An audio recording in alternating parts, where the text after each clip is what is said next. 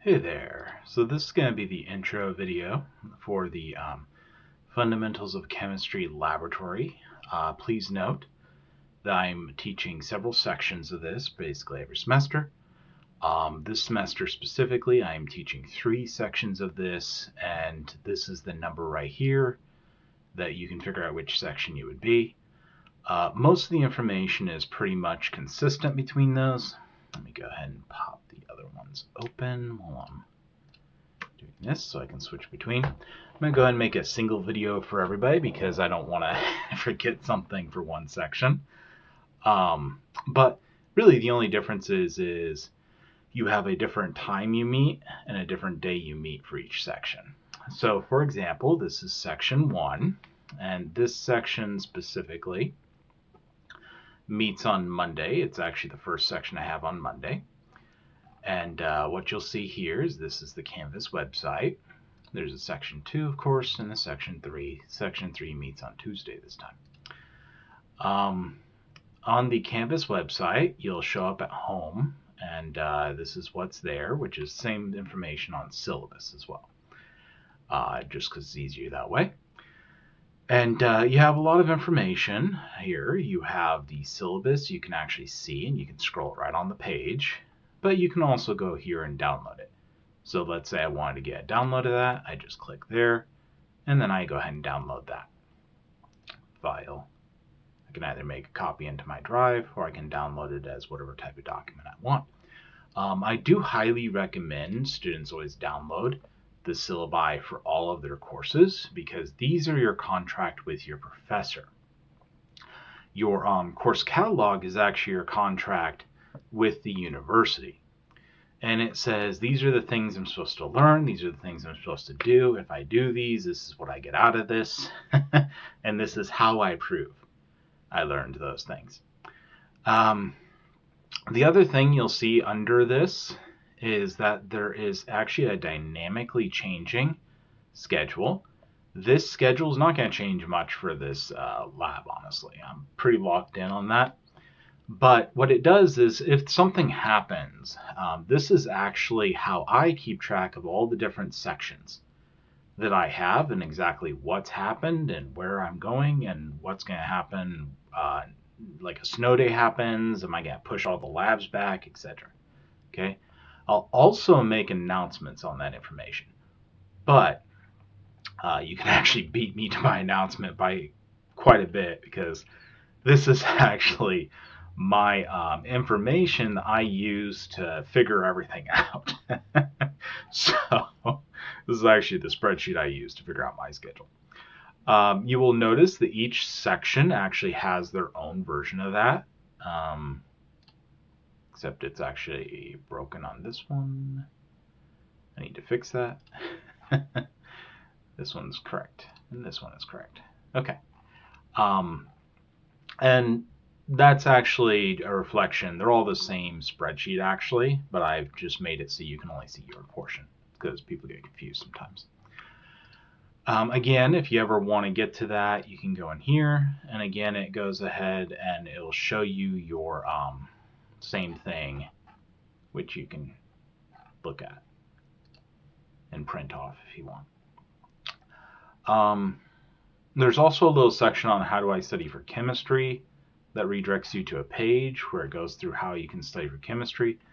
Really, this was written more with the lecture in mind, but people in the lab all the time go, how do I study for the lecture, even if they're in somebody else's lecture? So I went ahead and wrote up something and put it here.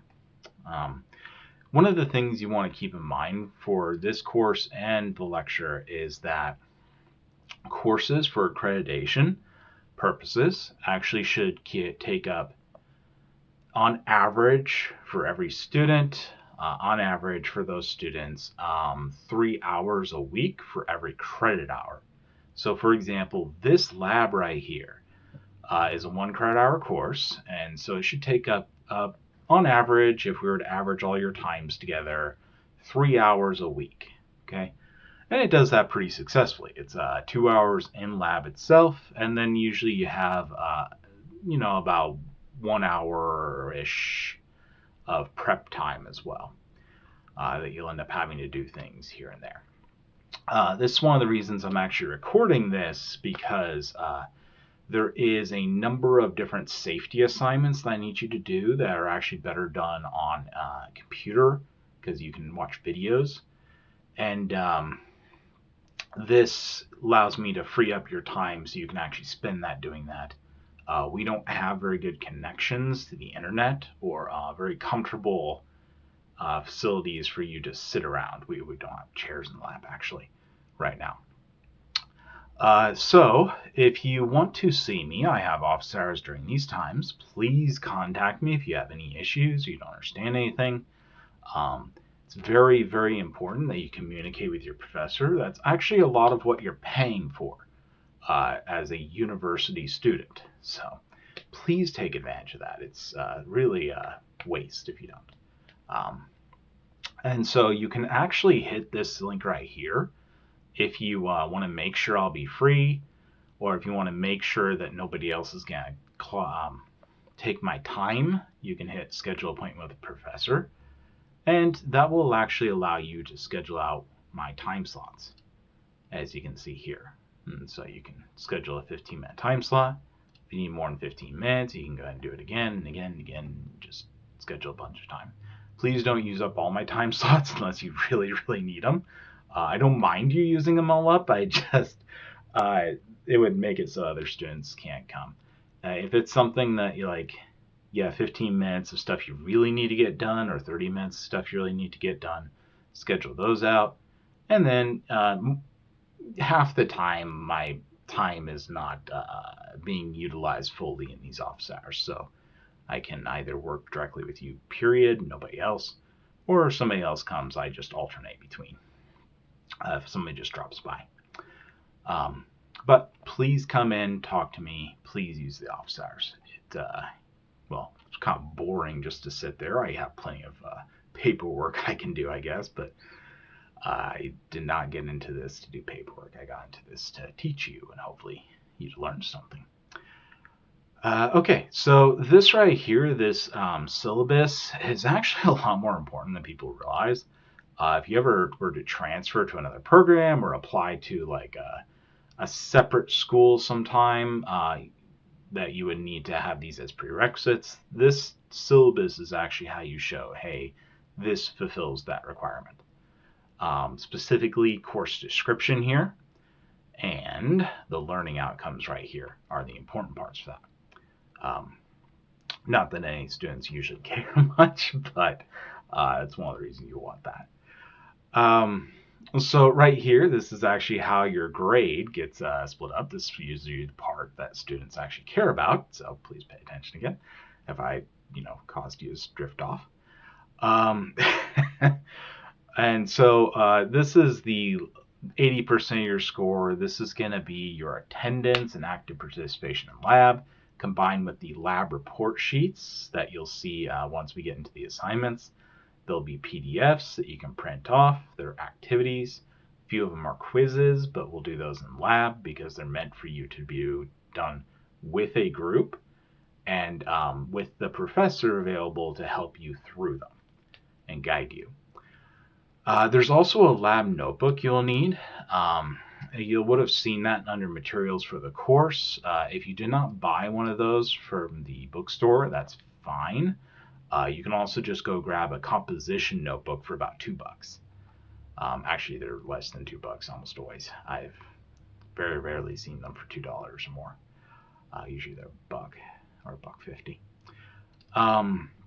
Lab safety is then another portion. You'll see that when we get to the assignments. There's an entire lab safety module. As long as you do those, answer the questions successfully, which is mostly those questions are really, really straightforward.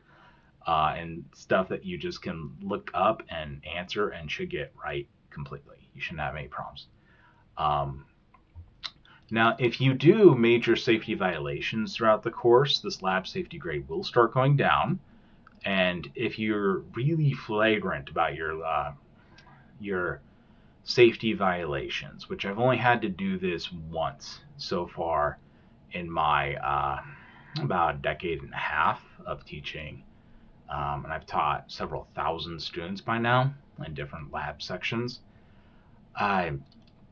That one person was like throwing things around and threw several glass beakers, like threw them to other people, and that same person I actually had to remove twice from lab because they were messing around with chemicals and doing other stuff too. That was a really bad situation, very unsafe. Really could have caused problems. But anyways, they actually fixed their what they were doing, and they passed the course later on.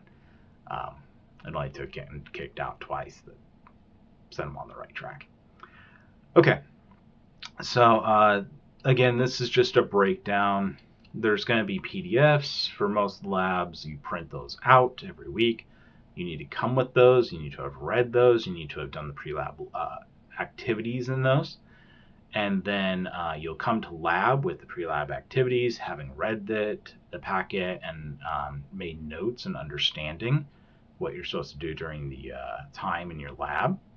This will actually really help you out in lab itself. Most of the labs are actually only designed to take an hour and a half rather than 2 hours. The only reason students typically take 2 hours or even come close to the time limit is actually because they have not read the packet. They try to then read while they're doing it, and they take significantly more time to do that. And so they end up spending an extra half hour where they could have gotten rid of that time by spending 10 minutes. Yeah, which is a bit of a sad thing. Okay, there is a lab notebook. This is mostly you making an honest effort to give it format. This is where you would write down things like observations. This weighed 10.001 grams. This measured 15.2 milliliters. This looked like this. It was gray with grainy substance throughout it. This smelled like ammonia, etc. These are your observations. These are the things you got from the lab. And then this right here, which is the lab report sheets, are the specific numbers from those observations. You need to do calculations and get the results that we had wanted from that lab. And so this is really the only one that you typically need out during the lab itself, except for you need the so ideally, if you did a lab notebook completely correctly, you would have the full procedure in the lab notebook.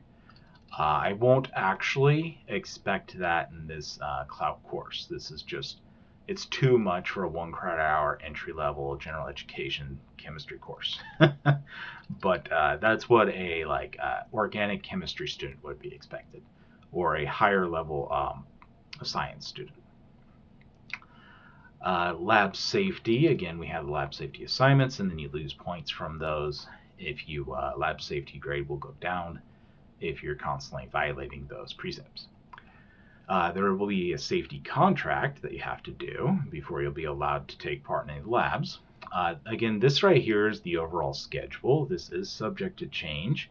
If I make any changes, they'll show up on this dynamic schedule right here.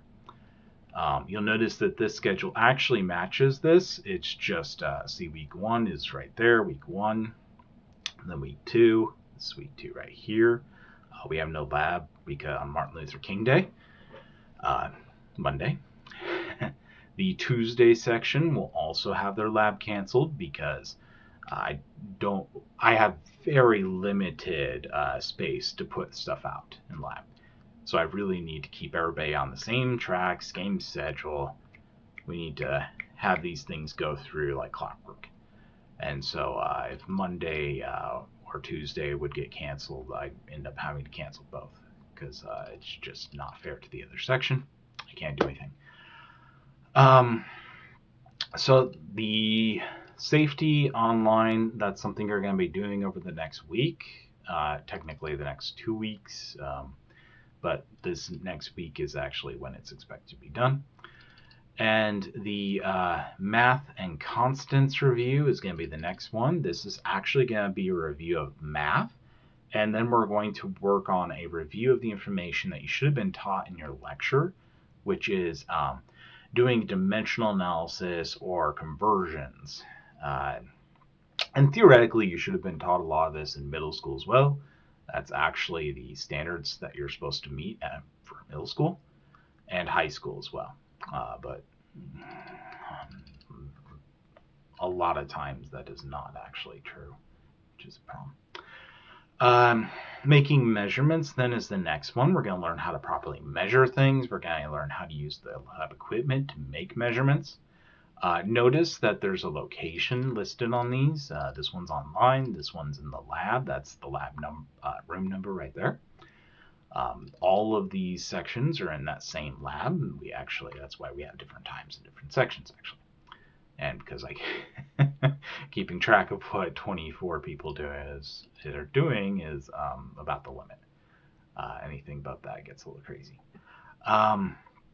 And so the next one after that, week 5 actually, is physical properties of elements. We'll look at some different elements, see what they look like, what their properties are. We'll also do a flame test. This is probably one of the coolest labs. It's very pretty. Part 1 then and part 2 is the next week, so 6 and 7. Part 1 will be doing density, determining the sugar content of beverages. And so we'll measure out different beverages, use that. We'll measure out different sugar contents by their densities, and use that to actually figure out the sugar content of a soda. And if anybody wants to bring in a soda on this day, it'd be greatly appreciated. Otherwise, I'll grab something from the cafeteria. Number 2 then, the part 2 here is actually in this procedure, you actually have to use Excel or a Google Sheets. What we have found is people have not been getting taught how to properly use Excel and Google Sheets, and they were just almost incapable of doing this lab in one section. And so the second week is actually guiding the class through how to do that. So you'll need to make sure that you have Excel or Google Sheets installed. I prefer Excel. And we'll do this. Make sure you show up, though, with Google Sheets or Excel on a laptop that you know how to use and have some idea. If not, please contact me the week before or before we do this lab. Because it'll take me like 5-10 minutes. I can get you set up and able to do the first part, which is get in. And then we can figure out the actual graphing and doing all that. This right here is the periodic table and isotopes. We'll explore the periodic table and isotopes from that periodic table. The next thing is limiting reactant. We'll make sidewall chalk and use it to explore limiting reactant, which you'll learn in lecture. The preparation of soap, we will make soap. We'll use a lab procedure to make it, though, which is a pretty high-grade soap, actually, if you spend the time to do it. We won't let it go all the way. We'll try to leave it to finish, but it doesn't always work out for us because we have limited space. And then we'll prepare aspirin. We'll actually do the reaction to make aspirin, and oil of wintergreen, which is that smell that you smell with wintergreen. And then we'll recovery of aluminum. We'll take aluminum and we'll make a loom out of it, which is you can actually get it to pickle things or purify water. Acids and bases, we'll then explore acids and bases. And finally, there's the final assignment. This one is online. You are not expected to show up in the lab this week, and this is actually an optional lab, which we'll discuss in a little bit why that is. Okay. And then when we have the schedule for the semester, schedule for finals, we don't have a final in this lab. Okay. You'll have a final for your lecture, almost certainly, of some sort. Probably an exam, just a normal exam on that day, but it depends on your lecture. Okay, and so let's go ahead and go into assignments. This is the section that you're probably going to spend the most time in. And so right here, this is the introduction. I'm actually going to make that available to you once I have this video, and that's what's going to be in it, is this video. And then right here, we have the SDS training. If we go into that, this is action assignment that you're going to do. It's a quiz, and it has a video, and you're going to learn how to read an SDS sheet, which is a safety data sheet. And what it does, it tells you about different compounds, if you ever have any problems with them, how to dispose of them, etc. This right here is the lab safety video. It is from 1991 because all the modern safety videos that have been made are actually much worse and are actually like not better quality and don't have large sections of safety information that are actually necessary and actually have some safety violations in most of them, which is I don't know what to say about that one. There is a small quiz on that. It is not difficult stuff. This one can be a little challenging if you can't control find the document.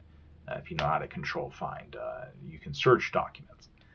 And so this one's really easy if you understand how to search a document. This one right here is a little bit more challenging, but you can use the internet and help you out. But not really. It's actually really, really easy. I just wanted to get you worried. This one right here is a lab safety contract. So this one right here, there's actually a link here. You're going to click on that link, and it's going to take you to a contract, which you're then going to read. Make sure you read through it, and you're going to sign that contract. And there's the signature information right here. You're actually going to end up popping up with like a thing that says, give me your email and information so you can fill in. This is actually OpenSignMe. It's one of the really well-respected signature companies. It's just a free one, so you don't have to provide. You just need to provide your email, Bethel email, and your first, last, middle initial, and a signature, and then the date you signed it. And this isn't going to be shared anywhere else. This is actually going to just go into my records. And that's your safety contract. Basically things like I'm going to show up properly dressed, according to that video and the details in here. And I'm going to, not throw things around, follow the safety guidelines. There will be a little bit of safety information I have to give you once we're in the lab itself. That'll be in the third week of the semester, actually. But it's going to be things like, where's the fire extinguisher? How do we evacuate? Safety shower, that sort of thing. And it will take about 5 minutes. Okay. And so this is the main stuff that you're expected to have done by next week.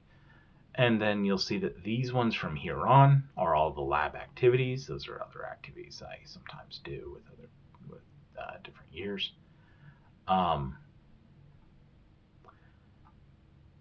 And there we go. Please let me know if you have any questions at all. So you see that there's these assignments. And these assignments right here, we actually end up dropping 2 of these. And that's because to do labs, you really have to be there in the lab. And, things happen. Some of you are athletes. Some of you have different activities that you're going to be gone for. Some of you have relatives that are going to have an issue and need help out. Sometimes people have their car break down. Things happen, right? Life happens. And so what I've done is you automatically get 1 drop, period. You just drop. Fantastic. And then the second drop is actually this lab right here. So you drop your 2 lowest grades. Those could be missed labs. Okay.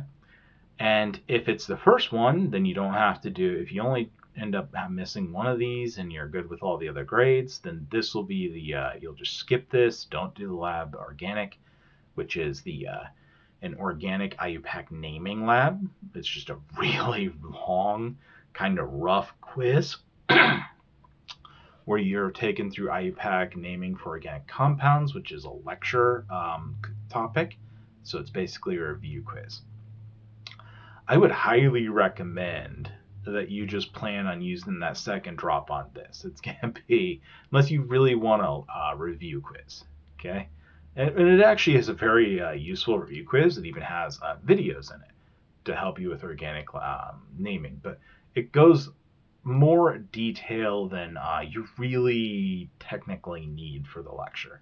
I go a bit further into it. It's 74 questions. It's pretty long.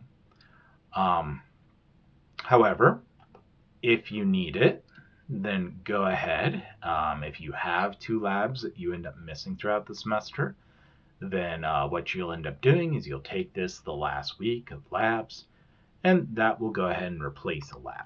Okay, so I usually call this 1 drop and a makeup, though technically it is drop your 2 lowest grades in Canvas. That's how it's done.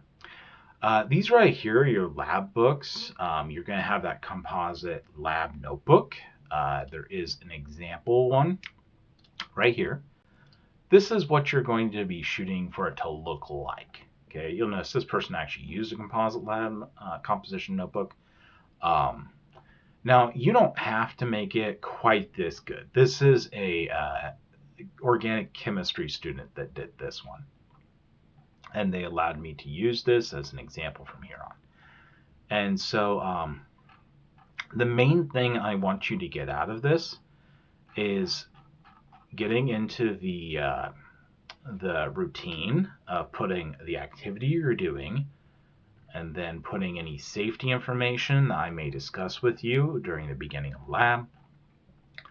And then you're going to want to go into a loose what you did and your observations about what you did. So I heated it to this temperature. I noticed this scent to it.